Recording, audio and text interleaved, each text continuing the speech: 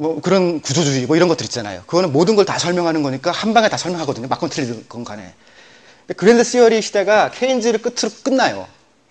그러니까 큰 시대가 큰 사람이 뭘 하는 거는 안 오고 이걸 만든 사람은 그랜드 마스터라고 그렇게 부르잖아요. 그렇다면 뭐 헤겔 뭐 이런데 아마 마지막 그랜드 마스터의 그런 흔적이 남은 사람이 촘스키일 거예요. 촘스키 아시죠?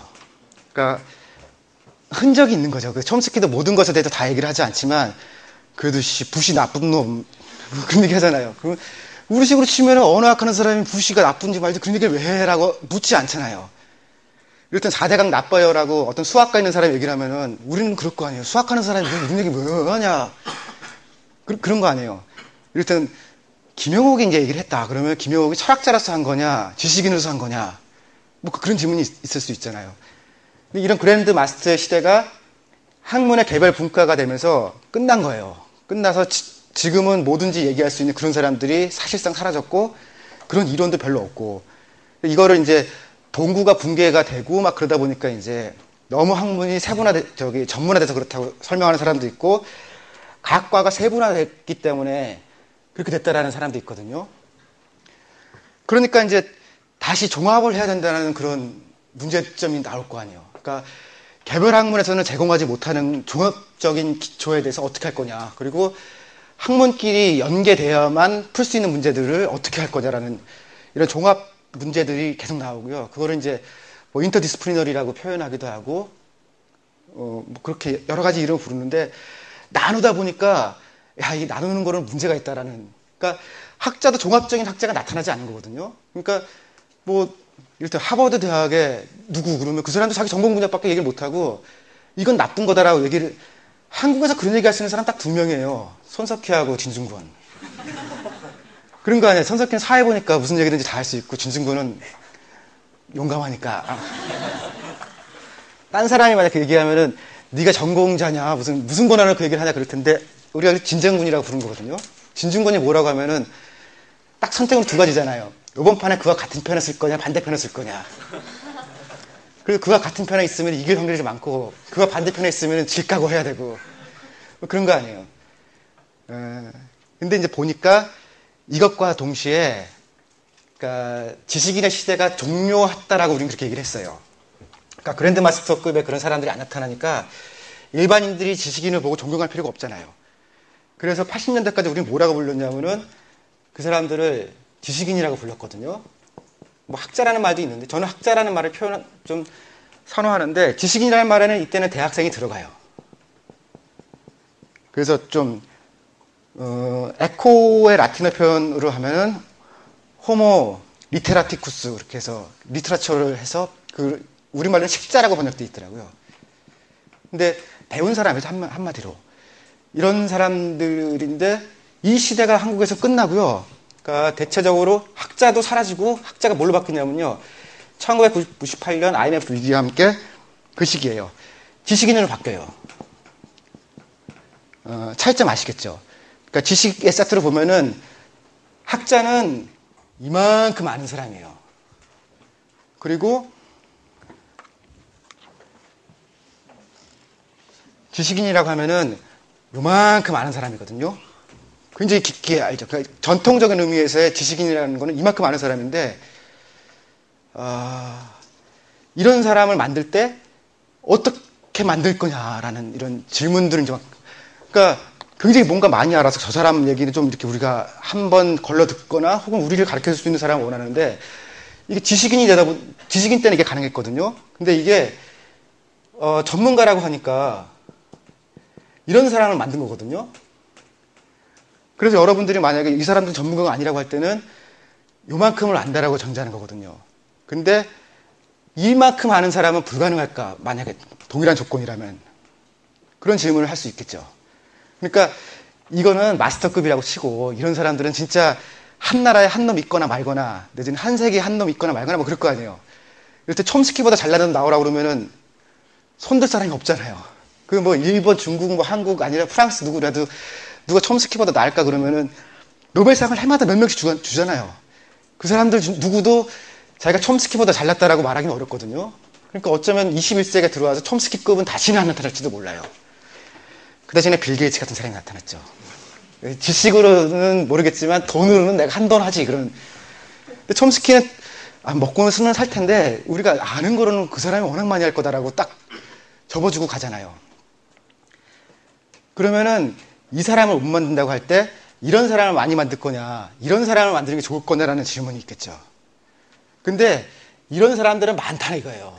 이런 사람들은 우리나라 엄청 그러니까 한국 교육이라는 거는 이런 사람을 만드는 거거든요. 근데 이런 사람을 모아서 전투를 치르거나 뭔가를 종합하려고 하니까 이런 사람이 필요한 거거든요. 알겠죠? 아시겠죠? 그래서 저는 이거를 백과사전적 지식이라고 정의하는 거거든요. 물론 이런 척 하는데 이를테면 틀린 게 너무 많은 사람들 있잖아요.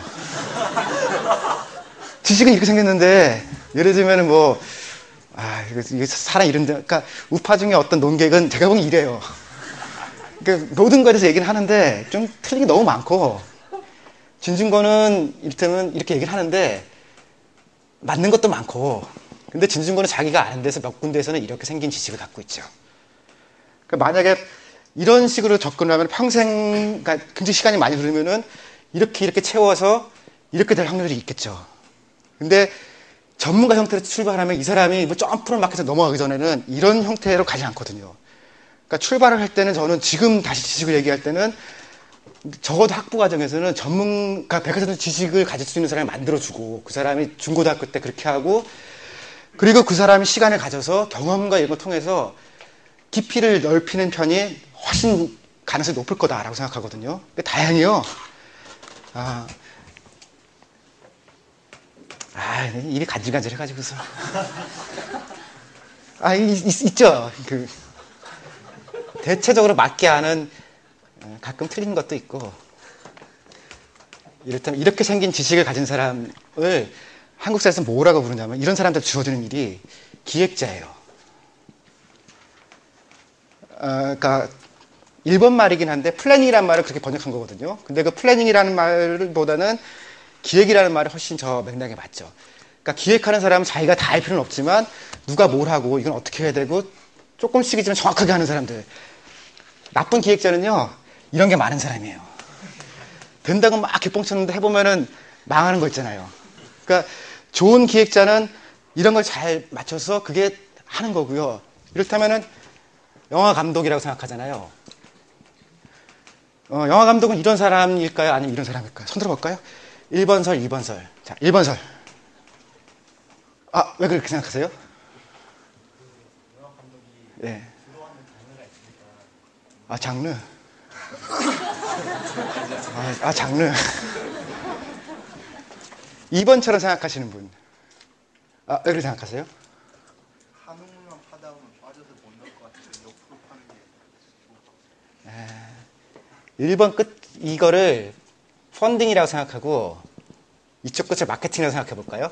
영화를 만들 때. 그러면 지금 한국에서 영화는 감독이 펀딩부터 마케팅까지를 다 해야 되거든요. 중간에 제작인데 이런 질문이 있을 수 있죠. 영화 감독이 카메라를 들어야 될까? 들어야 돼요? 말아야 돼요? 우리나라 카메라 들은 영화 감독은 없죠. 그건 촬영 감독이 하고. 그러면은 예전에 그랬거든요. 그 에디팅에서 맨 마지막에 그 편집하는 사람 있잖아요. 그거는 감독이 된다고 그랬었는데 요즘 감독이 이 편집하잖아요. 그걸 디렉터스 컷이라고 하죠. 그거 무슨 말이냐면 안 팔리는 거라는 거예요. 그러니까 왜 DVD 사면 껴지잖아요. 얘가 이렇게 재미없는 거 하자고 그랬는데 우리가 이렇게 잘해서 재밌겠다. 원래 그런 의미예요. 그러니까 디렉터가 이렇게 하잖아요. 그러면은 물론 예술적이긴 해요. 그런 게 때로. 그런데 예컨대 오브라더스 그거 디렉터스 컷 제가 이렇게 두 개 다 봤거든요. 쭉 비교를 해봤더니 쓸데없이 말이 많더라고요. 그리고 깔끔하게 나가는 게 전문가가 자른 거고 감독이 자른 거는 안 팔리는 컷이거든요. 그러니까 사실은 좋은 것이 있고 나쁜 것이, 그러니까 독립영화 하는 사람은 혼자 다 해야 되잖아요. 그러니까 그 사람은 이만큼은 알아야 돼요. 그러니까 영화가 커진다고 해가지고서 그 감독의 지식이 늘어나는 거라 그런 건 아닌 것 같아요. 그러니까 어쩌면은 독립영화 하는 사람 혼자서 다 해야 되니까 1인 밴드도 다 해야 되잖아요. 그러니까 지식이라는 건 상당히 그 스케일과 달리 유형이 이제 복잡한 거죠. 그러니까 조그만 구멍가게 해야 된다고 해서 우리가 덜 알아야 되느냐 그러면 그 사람이 훨씬 머리가 좋을 수 있거든요. 한 번 2년 전에 그런 논쟁이 있었어요. 그 같은 나이에 구멍가게 아줌마가 머리가 좋냐 교수가 머리가 좋냐 이렇게 논쟁한 건데 거의 만장일치로 구멍가게 아줌마가 머리 좋다.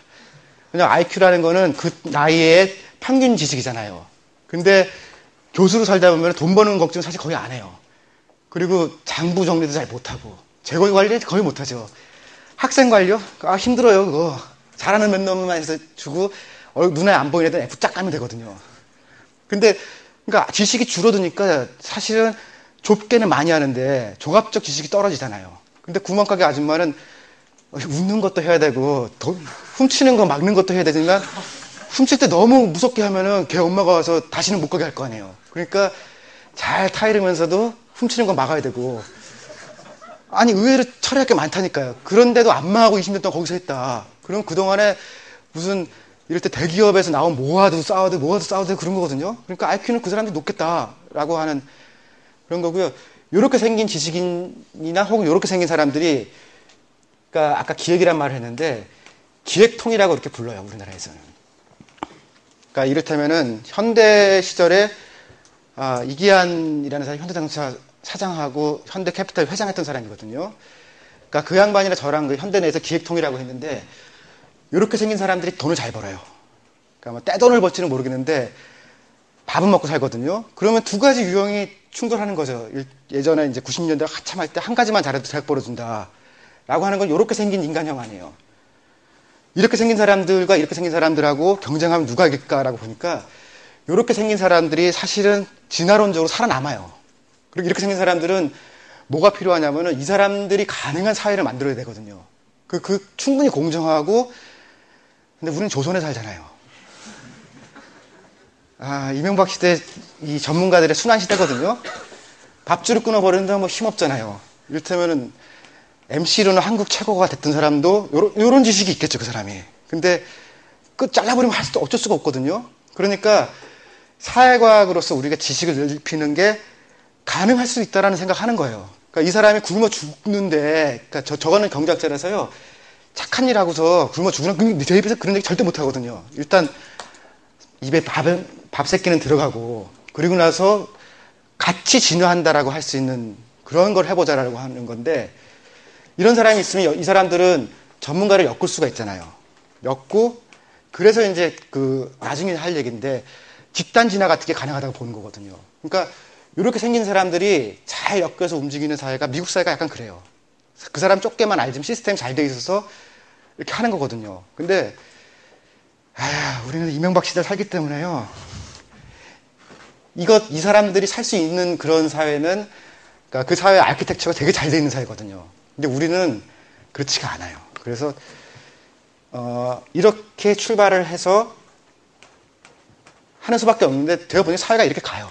이렇게 가고, 근데 문제는, 이렇게 생긴 사람들은 우파들이 못 만들어낸다는, 그러니까 우파 교육이 지금 한국에서 사회과학이나 이런 데서 힘을 못 쓰는 게, 이렇게 생긴 놈을 이렇게 만들려고 하거든요. 그리고 가끔 나오는 변호사나 이런 사람들은 이렇게 생기긴 했는데, 잘못 알고 있는 게 많아요.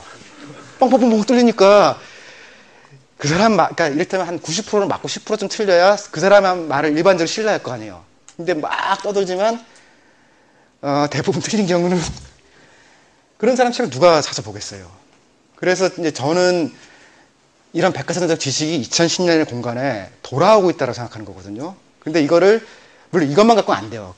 이게 나쁘게 가면은 제일 나쁜 경우가 뭐냐면 입만 동동 떠다니는 사람. 시끄럽기는 한데 하는 짓은 아무것도 없고 뭐 그런 사람도 있잖아요. 우리 아버지. 우리 아버지 아는 거 되게 많아요. 바둑 아마 4단이고요. 칠순 기념으로 테니스 대회 1등 했어요, 얼마 전에. 우리 아버지 심판 자격증만 축구부터 5개가 있어요. 평생 체육만 하신 분인데, 초등학교 팀을 맡아가지고서 전국 우승을 해서 일본으로 원정 갔다고 막 그랬거든요. 모르는 게 없는데 아버지는 맞는 게 거의 없어요. 이렇게 있으면 아버지가 가끔 막 엄청 또 이렇게 얘기하시거든요. 근데 내가 이렇게 보면은 맞는 얘기 하나도 없어요. 그래서 저는 사회과학이라 얘기할 때 이런 식의 지식을 만들어야 된다고 생각하는 건데요. 전통적으로 이런 식의 지식을